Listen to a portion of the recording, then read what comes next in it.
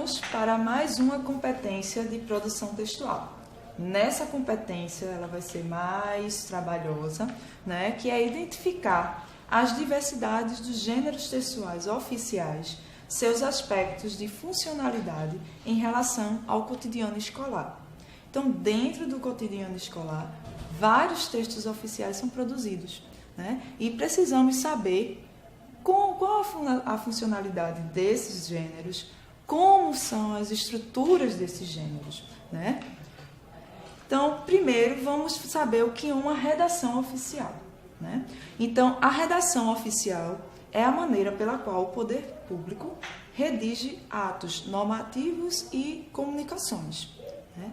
E para redigir esses textos, né, que fique de uma maneira clara, porque é direito de todo cidadão compreender o que é redigido, né, pelo poder público. Então, para que isso aconteça, são necessários alguns princípios, né, para redigir esses textos, né? Então, o primeiro princípio é da impessoalidade, né? Já coloquei que toda vez que a gente vai produzir um texto, eu produzo, sou o emissor, para alguém que é um receptor e um conteúdo, né? Mas como numa redação oficial, né, quem está redigindo é o poder público e quem vai receber esse texto são os cidadãos, então é necessária a impessoalidade. Ela se organiza de três formas, né? O poder público tem que pensar no seu emissor como todos os cidadãos. Então, deve haver na mente do emissor uma homogeneidade, ou seja, todos são iguais, né? Então, todos os cidadãos têm o direito de entender o que está sendo escrito. Então, a impessoalidade passa por isso, né? O segundo é que não deve haver impressões pessoais, né? Já que o texto é dirigido para todas as pessoas, né? Então, para todos os cidadãos, então não deve haver impressões pessoais, tá? E o terceiro é restringir essa redação pessoal, essa redação oficial, né? De comunicar apenas o que é de interesse público, né? Então, não deve haver informações desnecessárias, só aquilo que é de interesse do público, né? O segundo princípio é a linguagem, né? Então, a linguagem dentro de uma redação oficial, ela deve obedecer à norma culta padrão, não desmerecendo, né, a linguagem não padrão, certo? Com suas variedades linguísticas, mas como um texto oficial, uma redação oficial, ele serve para todos os cidadãos, então deve haver uma padronização, e essa padronização se faz pela linguagem culta, da norma culta padrão, certo? Então não deve haver gírias, jargões de uma profissão restrita, não deve haver variedades regionais dentro de um texto de redação oficial, porque senão tira, né, a questão do entendimento, por exemplo, de uma variedade regional. Então, se eu colocar de uma região nordeste, pode ser que o mesmo texto não seja entendido por uma pessoa da região sudeste. Então, não pode haver isso. Então, essa padronização da linguagem culta, né, ela é necessária para que todos possam ter o direito de entender um texto oficial, certo? Outra coisa que é necessária é a clareza, né? Então, a clareza é fundamental, tá? Então, tira do texto oficial o que é desnecessário para que o texto fique mais claro para quem for recebê-lo, certo? Então, a clareza, ela também segue os outros princípios que eu já falei, sobre a impessoalidade e o uso da linguagem, né? Então, para que meu texto fique claro, é necessário também que eu faça uma leitura desse texto, né? Então, eu sempre esteja lendo, relendo, reescrevendo, para ver se ele fica o mais simples possível, mais claro, para que o cidadão ele possa entender. Outro princípio é da uniformidade. Então, para que haja uniformidade, é necessário que haja também a clareza, né? Que haja o uso da linguagem padrão e a impessoalidade. Então, vamos começar com alguns gêneros oficiais. No caso, o ofício, né? O ofício, ele é utilizado muito em escola, né? No ambiente escolar, principalmente para comunicações externas, né? Ele é um gênero para comunicações externas, de um órgão público para outro, né? Então, um gênero ofício, quando nós estamos solicitando algo, ele requer alguns procedimentos de escrita, né? Uma estrutura de escrita que vocês podem acompanhar, né? Essa estrutura tem um exemplo na apostila de vocês, né? Então, deve haver a impessoalidade, a clareza, ele é um texto curto, né? Muito objetivo, e o uso da linguagem, né? Da norma culta padrão, né? Deve haver também, logo no início, a utilização de pronomes, de tratamento, de acordo com quem vai receber, o destinatário desse e-mail ou desse ofício, né? Então, nós temos que ter esse cuidado com os pronomes de tratamento. No final do ofício, nós sempre colocamos uma saudação respeitosa, cordial, né? Como atenciosamente, cordialmente, né? Isso é necessário para esse tipo de texto, né? Esse gênero textual, certo? Um outro gênero textual que utilizamos é o requerimento. Embora em algumas instituições públicas exista um formulário padrão para que a gente possa fazer o requerimento de algo que direito e está na lei, como, por exemplo, férias, benefícios. Então, o requerimento serve para isso, né? Então, geralmente as instituições públicas elas têm um formulário padrão, mas se não tem, né, um requerimento ele serve, ele tem uma estrutura específica, como redigir em folha A4, né? No alto da folha escrever o título do documento, o nome e cargo do destinatário, né? Tem que ser de uma forma respeitosa, utilizando também o pronome de tratamento adequado, né? O corpo do requerimento deve ser escrito com objetividade, clareza, né? Citando a identificação do requerente, que é o nome, a função, a matrícula, o local de trabalho, para que isso fique claro para quem vai receber, né? E a justificativa do pedido. Eu estou pedindo um requerimento para quê? Para as minhas férias, para algum benefício?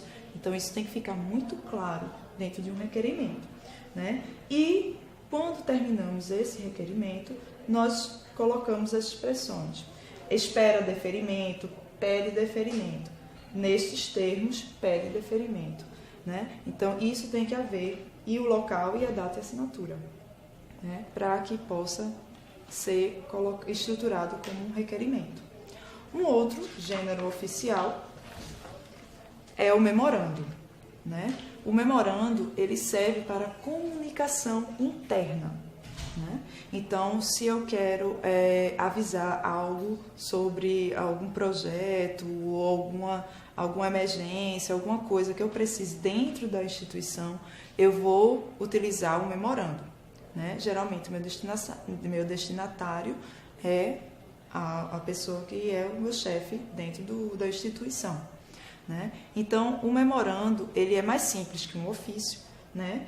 Não pede tanta formalidade, mas tem uma estrutura, né? Começamos com a maneira cordial: prezado senhor, prezada senhora, no caso, para quem eu vou me dirigir, né?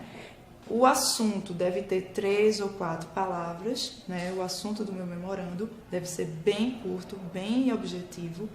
Também, o memorando só pode ser escrito só falando sobre um assunto, né? Então, é um assunto específico que eu quero comunicar, né? E terminar esse memorando não precisa da palavra atenciosamente ou cordialmente. Então, a gente pode terminar de uma maneira educada, mas não precisa ser tão formal como um ofício, já que é uma comunicação interna, né?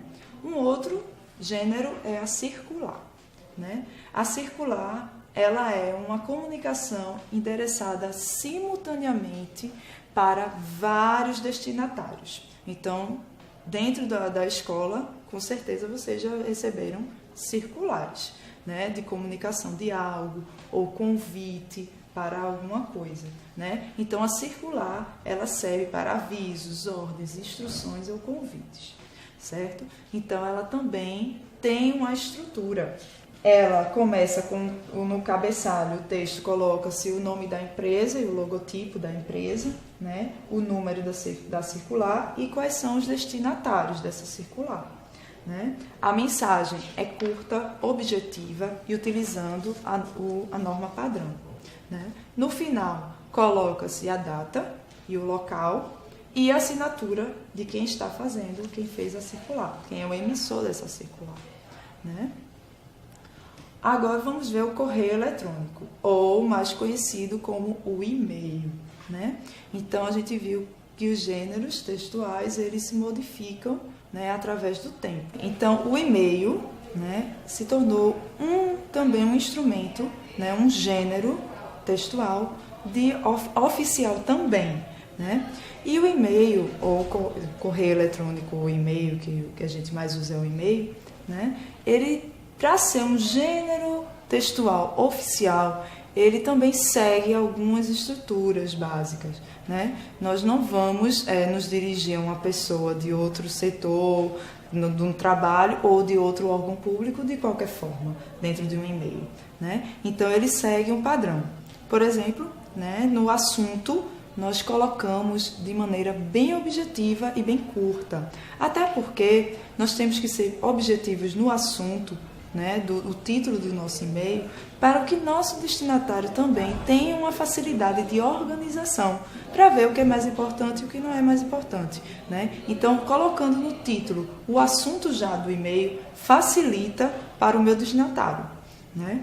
Ele também deve ser curto, né, bem objetivo, né, breve, então, claro. Então, não devemos colocar coisas assim sem muita necessidade dentro de um e-mail, como gênero oficial, né? Colocar uma saudação, também colocar pronomes de tratamento, dependendo de quem é meu destinatário, né? E no final colocar alguma palavra, né, que seja cordial, atenciosamente, como no ofício, né? Isso também faz necessário dentro de um e-mail como gênero textual oficial. Outra coisa que é muito importante e a maioria das pessoas não tem muito hábito é quando nós recebemos um e-mail, né, no trabalho, faz-se necessário fazer uma resposta, né, dar uma resposta a esse e-mail para que quem mandou esse e-mail, o emissor, tenha certeza que esse e-mail chegou e que ele foi lido e que as providências que foram colocadas ali vão ser tomadas ou as informações que ali contenham foram lidas. Então, é uma questão de polidez, de educação, toda vez que nós recebemos um e-mail, responder a eles, né? Um outro gênero textual oficial, né, que é muito comum em escola, é a ata, né?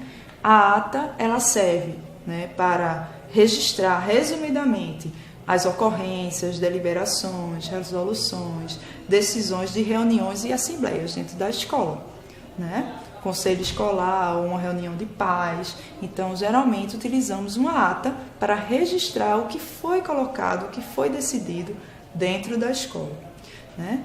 Então, as atas, elas têm também uma estrutura bem clara, né?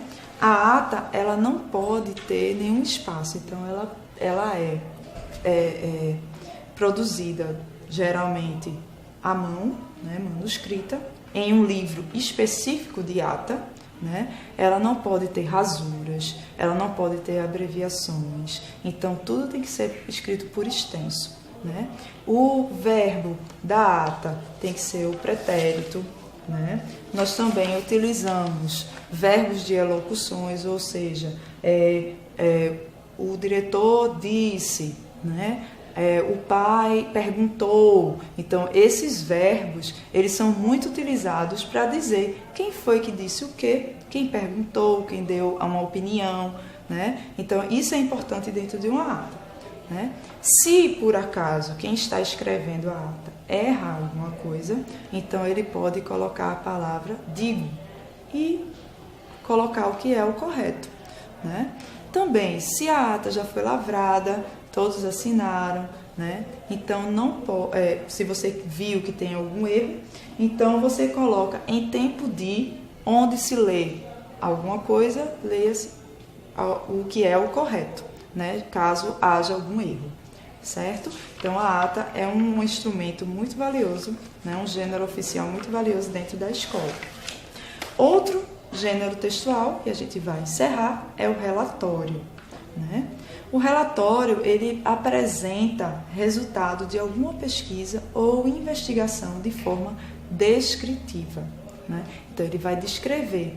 Então, o relatório, ele é muito útil para, geralmente, quem faz o relatório são os chefes de setor de alguma instituição, mas eles servem para facilitar o trabalho, né, para você ver qual é a real situação e poder fazer alguma deliberação, alguma coisa em relação àquele problema, certo? Então, existem vários tipos de relatórios. Tem os parciais, os finais, os periódicos, o de rotina, de pesquisa, científico e técnicos. Então, cada instituição vai estabelecer qual relatório é o adequado para cada situação e para cada instituição, certo? Dentro da apostila de vocês têm um modelo básico de relatório, né, que vocês podem seguir e caso vocês seja pedido a vocês que façam um relatório, fica mais fácil seguir essa dica, né? Então, tem que ter a capa, folha de rosto, introdução. Então, o relatório tem um padrão, né? E tem que ser um texto também objetivo, claro, muito preciso, para que quem for ler, né, esse relatório, ele entenda quais são as reais situações, certo? Então, por fim, a gente termina aqui os gêneros textuais oficiais, né? E vamos voltar com a quarta competência na próxima aula.